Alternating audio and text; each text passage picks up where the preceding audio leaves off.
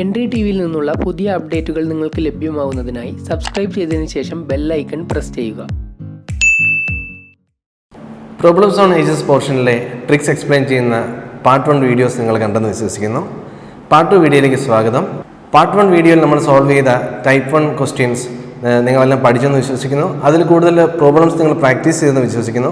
ഈ ട്രിക്സിൻ്റെ ഒരു പ്രശ്നം എന്താണെന്ന് വെച്ചാൽ നമ്മൾ കൂടുതൽ പ്രോബ്ലം പ്രാക്ടീസ് ചെയ്യാതല്ലാതെ അത് നമുക്ക് മനസ്സിലാക്കാൻ പറ്റില്ല. കാരണം ഇതിനൊരു കൺസെപ്റ്റോ ഒരു ലോജിക്കോ അങ്ങനെ പ്രത്യേകിച്ച് നമ്മൾ ഫോളോ ചെയ്യുന്നില്ല.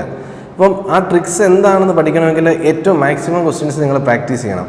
ജസ്റ്റ് ക്ലാസ് കണ്ടുകൊണ്ടോ അല്ലെങ്കിൽ അതൊരു വട്ടം ചെയ്ത് നോക്കിയോണ്ടോ നിങ്ങൾക്ക് ഒരിക്കലും ആ ട്രിക്ക് നിങ്ങൾക്ക് എക്സാമിന് എഫക്റ്റീവായിട്ട് യൂസ് ചെയ്യാൻ പറ്റില്ല. നിങ്ങൾക്ക് അത് കറക്റ്റായിട്ട് യൂസ് ചെയ്യണമെങ്കിൽ നിങ്ങൾ മാക്സിമം ക്വസ്റ്റ്യൻസിനകത്ത് പ്രാക്ടീസ് ചെയ്യണം. അപ്പം നമുക്ക് മറ്റ് ചില ടൈപ്പുകൾ അടുത്ത പ്രോബ്ലംസ് ഓൺ ഏജസിൽ ചോദിച്ചു വരുന്ന മറ്റ് ടൈപ്സ് ഓഫ് ക്വസ്റ്റ്യൻസ് നമുക്കിന്ന് കാണാം.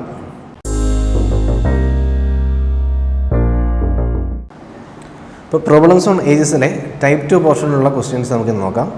അപ്പം അതിലെ ഫസ്റ്റ് പ്രോബ്ലം ഇതാണ്. Ratio between ages of father and son 5 years ago was 16:5. അപ്പോൾ if the difference between ages of father and son then was 33, what will be the ratio of their percentages?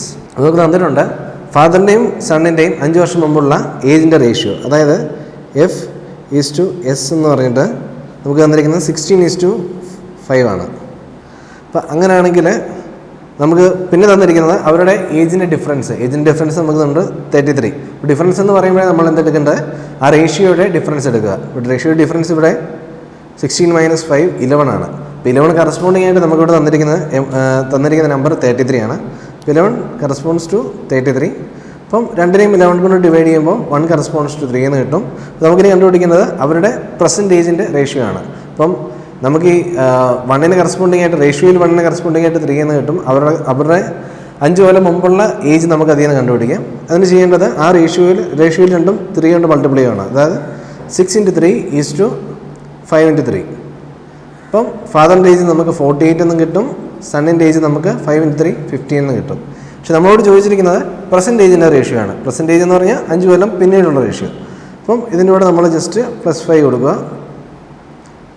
അപ്പോൾ നമുക്ക് കിട്ടും ഫാദറിൻ്റെ age 53 എന്നും സണ്ണിൻ്റെ age 20 എന്നും. അപ്പോൾ നമ്മുടെ final answer 53:20. അടുത്തത് നമുക്ക് ഈ ടൈപ്പ് 2 തന്നെ പ്രോബ്ലം നമ്പർ 2 നോക്കാം. പ്രോബ്ലം നമ്പർ 2 ഇതാണ് പറയുന്നത്. 4 years ago, A was 5 times as old as B. After 15 years, A's age will exceed B's age by 20 years. Then ratio of present ages of A and B. നമ്മളോട് പറഞ്ഞിട്ടുണ്ട് 4 വർഷം മുമ്പ് എയുടെയും ബിയുടെയും ഏജിൻ്റെ ratio A:B എന്ന് പറയുന്നത് എത്ര തന്നിരിക്കുന്നത്? ഇവിടെ നമുക്ക് തന്നിരിക്കുന്നത് റേഷ്യോയുടെ കണക്കിലല്ല, 5 times ഓൾഡർ എന്ന് പറയുന്നത്. അപ്പോൾ 5 times ഓൾഡർ എന്ന് പറഞ്ഞാൽ എയുടെയും ബിയുടെയും ഏജിൻ്റെ റേഷ്യോ 5:1 ആയിരിക്കും. അപ്പോൾ നമ്മൾ അടുത്ത് പറയുന്നത് after 15 years A's age will exceed B's age by 20 years. ഇതൊരു ട്രിക്കി സ്റ്റേറ്റ്മെൻ്റ് ആണ് ക്വസ്റ്റ്യനിലെ. കാരണം ആഫ്റ്റർ 15 years എന്ന് പറഞ്ഞാൽ നമ്മൾ ജസ്റ്റ് ഒന്ന് കൺഫ്യൂസ്ഡ് ആകും. ആ ഒരു 15 എന്നുള്ള നമ്പറോട് ഇതിനകത്ത് ഇൻവോൾവ് ആവണോ ഇല്ല. കാരണം ഇവരുടെ ഏജിന് ഡിഫറൻസ് മാത്രമേ ഇത് പറയുന്നുള്ളൂ. അതിപ്പം എത്ര കൊല്ലം കഴിഞ്ഞിട്ടാണെന്ന് പറഞ്ഞാലും 2 ആൾക്കാരുടെ ഏജിൻ്റെ ഡിഫറൻസ് എപ്പോഴും സെയിം ആയിരിക്കും. അപ്പം നമുക്ക് ഇതിൽ നിന്ന് കിട്ടുന്ന ഒറ്റ പോയിൻ്റ് ഇതേ ഉള്ളൂ, A - B.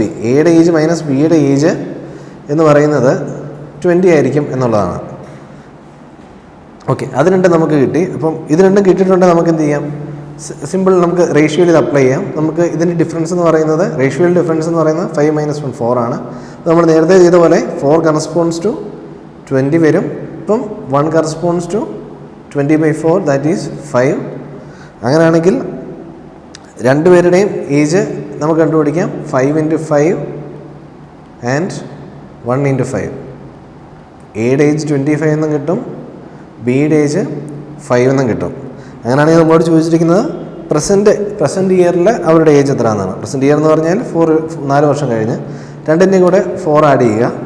അപ്പോൾ നമുക്ക് ലാസ്റ്റ് പ്രസൻറ്റേജിൻ്റെ റേഷ്യോ കിട്ടും 29:9. നമുക്ക് അടുത്തത് ടൈപ്പ് 2 തന്നെ പ്രോബ്ലം നമ്പർ 3 നോക്കാം. പ്രോബ്ലം നമ്പർ 3 ഇതാണ് പറയുന്നത്. സ്നേഹാസ് marriage was 8 years ago. Present day her age is 1.5 times her age at the time of marriage. Her daughter's present age is 1/8 times her age.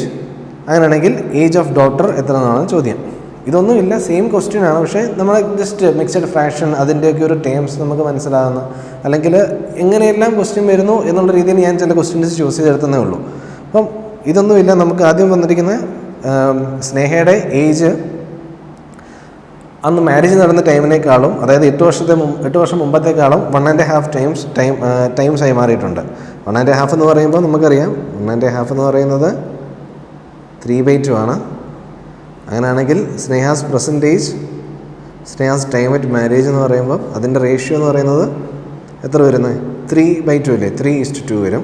അപ്പം നമുക്ക് ഒരു കാര്യം അറിയാം, ഇത് 8 വർഷം മുമ്പത്തെ കാര്യം. 8 വർഷം മുമ്പെന്ന് പറഞ്ഞാൽ ഈ റേഷ്യോയുടെ ഡിഫറൻസ് ആ ടൈമിൻ്റെ ഡിഫറൻസിനോട് ഈക്വൽ ആയിരിക്കും. ടൈമിൻ്റെ ഡിഫറൻസ്, റേഷ്യോ ഡിഫറൻസ് നമുക്ക് 1 എന്ന് കിട്ടും, -1 വേണ്ട, 1 എന്ന് എടുക്കാം. അത് കറസ്പോണ്ട് ചെയ്യുന്നത് 8 കൊല്ലത്തോടാണ്. അങ്ങനെയാണെങ്കിൽ നമുക്ക് എന്താ കണ്ടുപിടിക്കണ്ടേ? സ്നേഹയുടെ പെർസെൻറ്റേജും സ്നേഹയുടെ ടൈം ഓഫ് മാരേജും നമുക്ക് ഇതിൽ നിന്ന് കണ്ടുപിടിക്കാം. അതിൻ്റെ റേഷ്യോ എന്ത് വരും? 3:8:2:8. അതായത് സ്നേഹയുടെ പെർസെൻറ്റേജ് 24 എന്ന് കിട്ടും, ഏജ് അറ്റ് മാരേജ് 16 എന്ന് കിട്ടും. അങ്ങനെയാണ് നമ്മളോട് ചോദിച്ചിരിക്കുന്നത് ഏജ് ഓഫ് ഡോട്ടർ ആണ് ചോദിച്ചിരിക്കുന്നത്. ഏജ് ഓഫ് ഡോട്ടർ എന്ന് പറയുന്നത് പറഞ്ഞിട്ടുണ്ട് 1/8 ടൈംസ് ഹെയർ പെർസെൻറ്റേജ് ആണ്. അതായത് ഡോട്ടറിൻ്റെ ഏജ് എന്ന് പറയുന്നത്, ഡോട്ടറിൻ്റെ ഏജ് എത്രയാണ്? 1/8 into hair percentage is 24, so 3 എന്ന് കിട്ടും ഫൈനൽ ആൻസർ. ഇന്ന് ഈ വീഡിയോയിൽ നമ്മൾ മറ്റൊരു ടൈപ്പ് ക്വസ്റ്റ്യനോട് കാണുന്നതാണ്, ഏജ്സിനെ ബേസ് ചെയ്ത് തന്നെ. അപ്പോൾ ഇത് നമ്മുടെ ടൈപ്പ് 3 പ്രോബ്ലം ആണ്. ഇതിൻ്റെ ഒരു ക്വസ്റ്റ്യൻ നമ്മൾ ചെയ്യുന്നുള്ളൂ. ക്വസ്റ്റ്യൻ ഇതാണ്: 10 years ago the sum of ages of father and son was 50 years. The ratio of their percentages is 5:2. Find the present age of son. അപ്പം നമുക്ക് തന്നിട്ടുള്ളത് 10 വർഷം മുമ്പ് 10 years ago ഫാദറിൻ്റെയും സണ്ണിൻ്റെയും ഏജിൻ്റെ റേഷ്യോ, ഏജിൻ്റെ സം തന്നിട്ടുണ്ട്.